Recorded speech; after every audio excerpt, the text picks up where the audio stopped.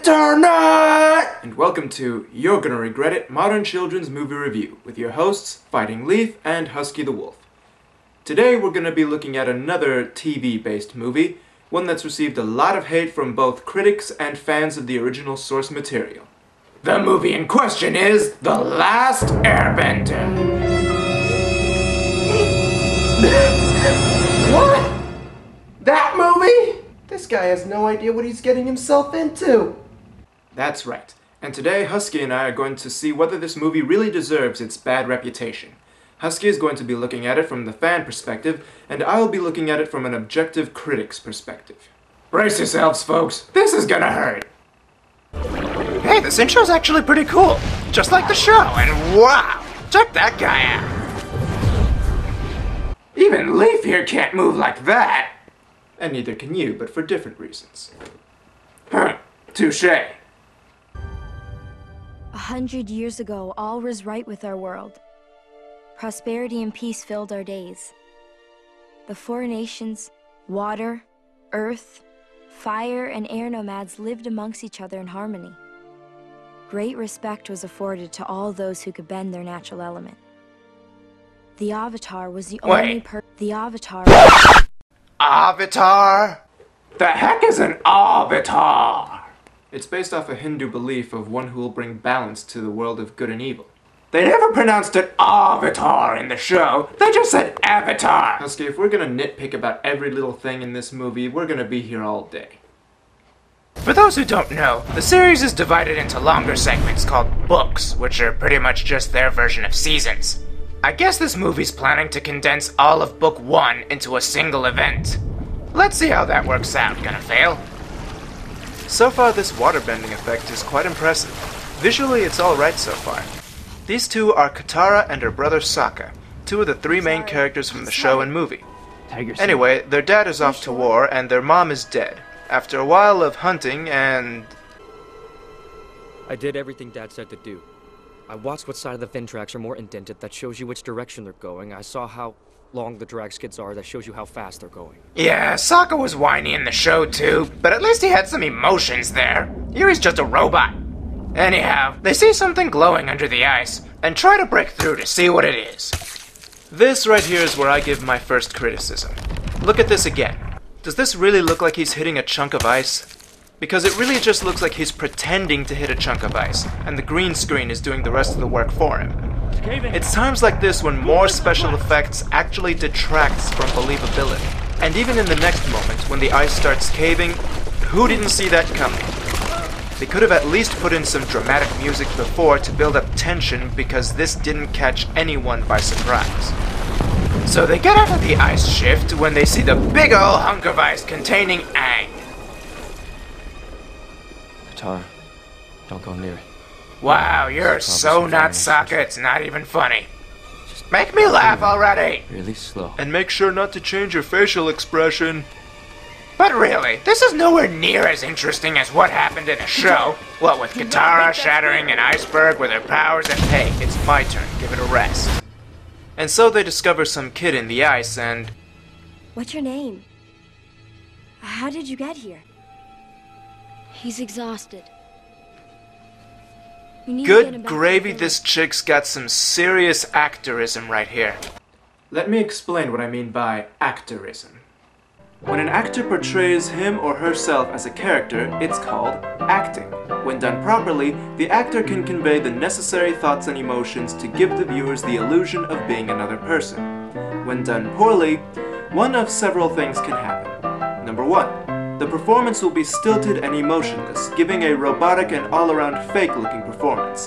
This is called underacting. Number 2. The actor will overshoot the necessary level of emotions and become more cartoonish and hence less believable of a character. This is called overacting. Finally, there is actorism, when the actor is trying so hard that they start to use unnecessary gestures and unnatural voice intonations. This is especially prevalent among child actors. The best cure for actorism is good direction and practice. Unfortunately, since the actors are so young, practice is in short supply, so we're stuck with this level of acting for the rest of the movie. And now back to your regularly scheduled review. What is this thing?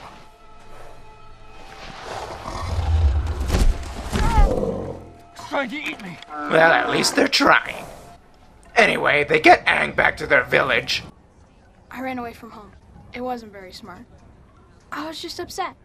And now we get to see that Aang's actor, Noah Ringer, has a case of actorism too. I'm noticing a pattern. So then, Not Sokka gives the people news that the dreaded Fire Nation is on its way, having been attracted by the bright light let out when Aang was released. Sokka, don't. Wait, what? Sokka. What? His name is Sokka, not Sokka! Is it really that big a deal? It shows that this movie can't even get a simple name right! These people are morons! Think of it this way. The character was never really Sokka at all, but Sokka. That actually makes me feel a lot better. It's right here where we meet Prince Zuko. I am Prince Zuko. He's every bit as moody as he is in the show, but look at that scar! It's barely even there! In the series, it obliterated his left eyebrow, and you can barely even see it here! And why the heck is he Indian? Prince Zuko was clearly Asian in the show. Indians are Asian, Husky. You know what I mean, the other Asian. So Prince Zuko here is looking for the Avatar who has been missing for 100 years, and so he believes he's an old man. But he eventually realizes that Aang is just a little kid. Aang offers to go along with them if they promise not to harm any of the villagers. And so off they go. Do you know what I haven't seen Aang do since this movie started? What's that? Smile! Or laugh! His cheerfulness was his defining characteristic in the show. I've also noticed that none of the characters are, well, anything in this Same movie. markings to They're all just kind of moving the plot along so far. Anyway, Katara tells Sokka that they have to get Aang back. Sokka says there's no way, but then this happens. Well, at least the makers of this movie got the flying bison part right. And what's their reaction? This bison creature thing floats. Wow, that was so underwhelming my skull just got heavier. You're looking at a giant flying bovine with 6 legs. Someone please faint or something. Well, whatever. Another character shows up named Iroh, Prince Zuko's uncle. He's here to give Aang a test to see if he really is the Avatar. Never happened in the show! Sorry, must have had some "this is stupid" stuck in my plot. Back at the village, Katara and Sokka go to their grandmother for some exposition. What is the spirit world, Grandma? Stop it. You're acting so hard, I'm getting tired. She tells them that spirits watch over the human realm, guiding their actions, but that the Fire Nation doesn't want to live by the spirits' rule anymore. Hence, they now want to capture the Avatar because he can commune with the spirits and ultimately defeat the Fire Nation. Back on the ship, Aang demonstrates some kind of passive influence over the 3 elements, proving that he is the Avatar. Then he makes a break for it and meets up with Katara and Sokka. So they ride Appa, the flying bison, over to the Airbender temple where Aang lives. Or rather, lived 100 years ago. Is it okay if you tell me your name? The monks named me Aang. Wait, they've spent all this time together flying to this Airbender temple, and she only now thinks to ask him his name? What gives? Aang can't find any of the other Airbenders when we finally see the only time Sokka really acts like the Sokka we know. Flying lemur bat. We keep them as pets. Oh yeah, then Aang learns that all of his Airbender friends are dead. Whoopsies! So they exterminated all the air nomads. As you can tell, he's not taking it too good. Wait, what?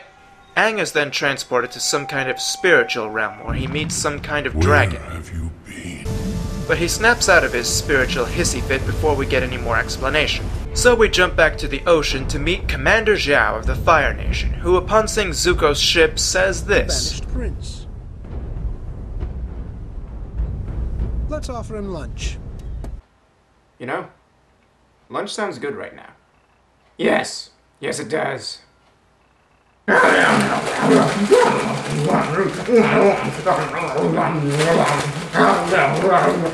So Zhao exposits about how Zuko was banished from the Fire Nation and disowned by his dad unless he could capture the Avatar, and is pretty much being a complete jerk about it. One day my father will take me back, and you will bow before me. So there, you big poop face! Well, I guess that's one way to take out your frustration. We rejoin our heroes, newly arrived at the Earth Kingdom, where Sokka finally asks him point blank. Are you the Avatar, Aang? Just say yes and save us a lot of needless drama. But before we get any kind of resolution, some kid shows up and accidentally leads a bunch of the Fire Nation guys right to them. Earthbending is forbidden. Apparently the Fire Nation is suppressing all other benders, and this is the last funny thing we see for the rest of the movie. Sigh. They are then carried off to a holding camp, where all of the village's earthbenders are being held captive, all in one spot, and surrounded by their element, and where they outnumber the enemy. You know, I could sit here and list all the ways this plan is stupid, but Aang actually does that for me. Why are you acting this way? There's Earth right beneath your feet. The ground is an extension of who Should we really you let are. him rile up the prisoners like that? Just let him. We need to move this plot. If the and I'm the Avatar. Dull surprise! I ran away, but I'm back. And now we get treated to something that should have been a heck of a lot more awesome than it turns out to be. The fire is moving like molasses, the earth bending is slow, and just what is this? 10 guys do a synchronized dance and only manage to move a little rock? I want to see rock slides, earthquakes, people getting buried alive. And then it's over like in 2 seconds. What a ripoff! The Grateful Earth Village then shows Aang and company where the Fire Nation had hidden their elemental bending scrolls, and Katara finds the water bending scroll to practice with. Then... Avatar, Kyoshi, loved games. I do too. I mean, I still do. Well, if you love games so much, why do we never see you having fun? Ever! More objectively, why was that scene put there? It's never referenced again and it added nothing to anything. And what the heck is with this super close-up shot of Aang, Katara, and Sokka? Did we really need to be that close to them the entire time this is going on? Well, do we? Aang explains that he ran away from his Avatar training before they could teach him to bend other elements, which, for being the Avatar, he's supposed to know how to do, because they told him that it meant he couldn't have a normal life. I would love to feel some kind of emotion over your plight, but it's just kind of shoehorned in there in this context, and so I don't really feel anything. Hey, Leaf, Mom never told me she loved me, and Dad always said I would never amount to anything. I do not care. So they agreed to go to the Northern Water Tribe, and on the way have a short montage about them beating up Fire Nation people along the way. But Prince Zuko is hot on their trail. Get it? Hot? Because hot. I've picked up a thing or two since watching this movie. So Aang practices waterbending, but hasn't gotten the hang of it yet. And oh yeah, Sokka apparently thinks they're being followed. Go figure. General Zhao returns to the Fire Nation to tell the Fire... Okay, stop! What now? The Fire Nation is not Indian, they're Asian, just like everyone else has been in this show, except for the Water Tribe, which is supposed to be like Eskimos, which Katara and Sokka are clearly not. Zuko is supposed to be mostly bald, Iroh didn't have dreadlocks, Aang had fun every now and again. And I hate this movie!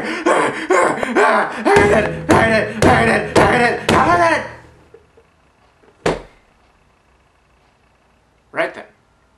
So Zhao tells the Fire Lord about having discovered a series of scrolls that would reveal the location of various important spirits. In particular, a water and moon spirit that, if they could find and destroy them, would allow them to conquer the Northern Water Kingdom, which is coincidentally where Aang and the gang are going. And as a side note, he tells them about Aang claiming to be the Avatar, and that he is going to set a trap for him.